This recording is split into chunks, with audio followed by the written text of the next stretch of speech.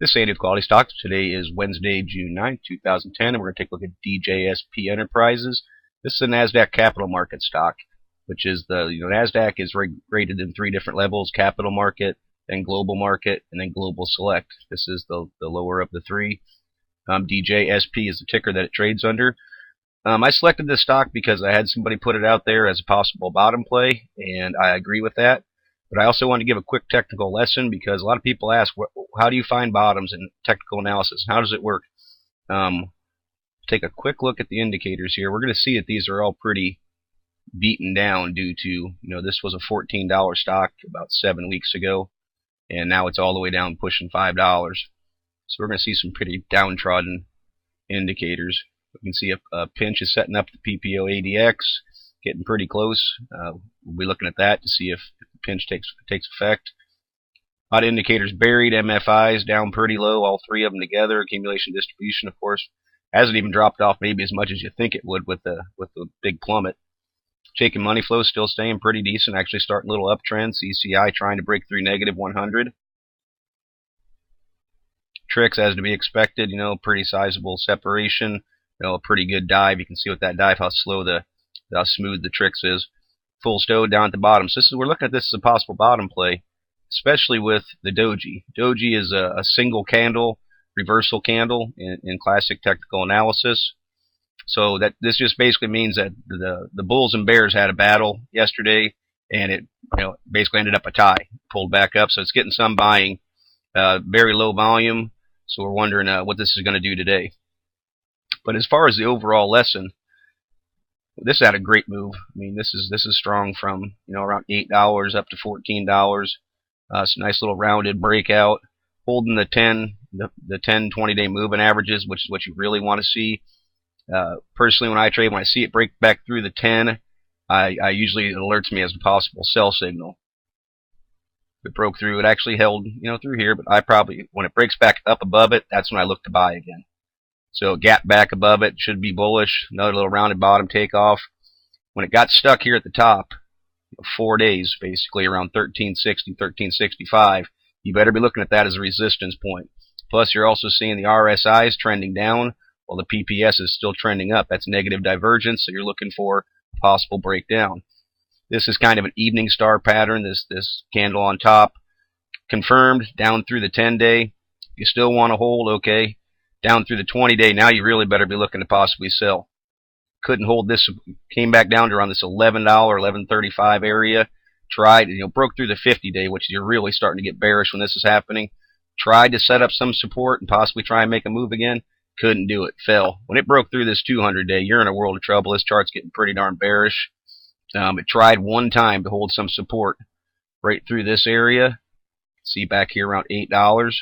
Tried one time. Maybe it's going to reverse. Well, you're jumping in too soon if you jump in there with it's a single candle. That's actually a bullish harami. It's the start of a bullish harami. No confirmation. Couldn't get back through the 200-day. Then the big gap down came, and now you're stuck. You held on through all this. And this was sell, sell, sell. There's no confirmation to buy again. So now it's down here. We're looking at it. Okay, now it's got a doji. Is this going to reverse? Well, one thing I look at, so I scale back to the 15-minute charts. Usually I use a 10-day, but for visibility's sake, I pulled this into a 5-day. The gap down was right back over here. Tried to make a climb. Same mentality, breaking through moving averages. Couldn't get through the 100-day, this green line. Broke through the 50-day. You're looking for this riding the lower Bollinger Band, very bearish. One time here it tries to set up. Okay, you're saying maybe here. Well, it didn't break back up through any significant moving averages. Nothing great really happened to give you a confirmation of a buy. Now it's down here trying to hold $5. This is what you're looking at now from a 15-minute combined with the daily charts. Trying to hold $5, trying to make a little rounded bottom. Had a big sell-off right there at the end of the day. Not real sure what caused that, but you can see RSIs made a sharp dive, it gapped down, couldn't break through. This is the 50-day moving average, this black line. That's the very earliest you'll see a buy signal on a 15-minute chart. Usually a lot of people wait for it to break through the 100 that play charts this way, but you want to see it at least break through that 50-day. and get some strength with it. See volume picked up right there at the very end of the day as it gapped down. Kind of an ugly pattern right there, but you want to see it hold the $5 mark on the 15-minute charts as well. I scale down my indicators on the 15-minute charts. It's not cluttering them up too much. We're still seeing the PPO trending towards zero, where the ADX is possibly going to enter a trend pattern. CCI, of course, dove with the gap down right there in the volume. Tricks, though, still, as I always say, smoothed out. It's a lot slower of an indicator. We're looking at this still. It's still trending towards zero. So it's giving you the possibilities that DJSP may have found the bottom. So now what we look for is what you really want to see now is some kind of a green candle. Want to see some kind of green candle come in here. This would be a morning star pattern. It's a very good reversal sign if it gets this and then it gets confirmation. The next day you want to look for another green day. So that's what we're looking for. And we really want to see volume pick back up. You can see it's really trickling off. This could be a good sign that the selling is dying off and selling's ending. Of course, this is a NASDAQ stock. I'm not sure what beta is, but it's possibly correlated with the Dow Jones. So maybe this was that week's this is a weak reversal sign. Maybe the reversal sign was somewhat correlated to the Dow having a good day yesterday. But this is what you look for. Look for volume. Look for a green candle the next day. And then start looking for it to take out some resistance levels.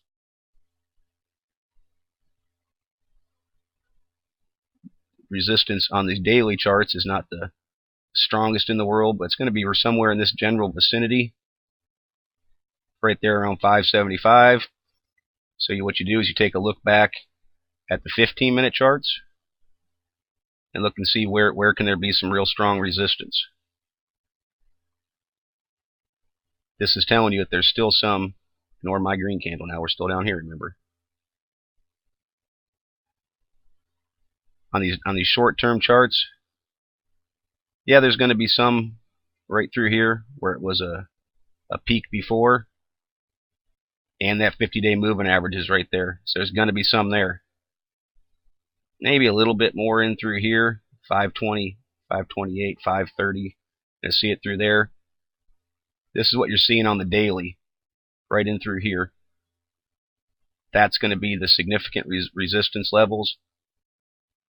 Also, when you take into consideration, back here it's only 5 days, remember, this isn't that long. See, it was a good support level in the past, resistance level there. This makes that move, gets up near 570. You're going to start to see resistance. That's how you combine short-term charts with long-term charts when trying to find a reversal pattern. This is Andy with QualityStocks taking a look at DJSP.